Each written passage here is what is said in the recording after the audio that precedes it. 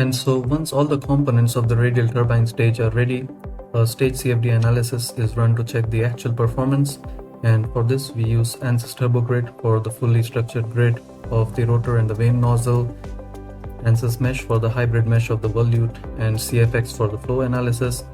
And here are the different CFD settings where these boundary conditions are chosen to match the inlet and outlet conditions in the turbo design tree case.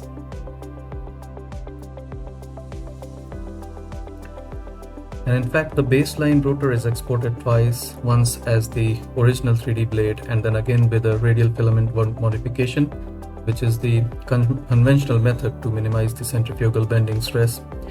And when stage CFD runs are performed, what we find is that the mass flow rate is very close to a design value of 0.31 kg per second at the design speed for both the rotors. But it can also be seen that there is more than 1 point drop in stage efficiency due to this radial filament modification.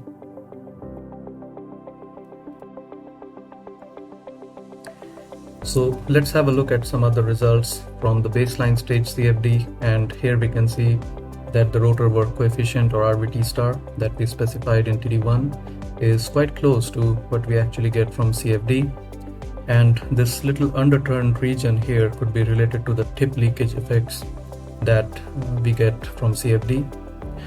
And also we have these velocity vector plots in the blade to blade view which confirm good flow behavior throughout the rotor and the nozzle.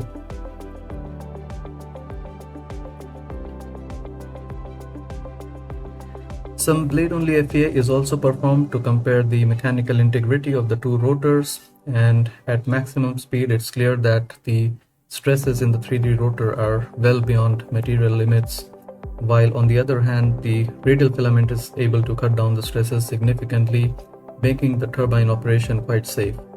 So there is a clear trade-off when it comes to the aerodynamic and mechanical performance of the rotor.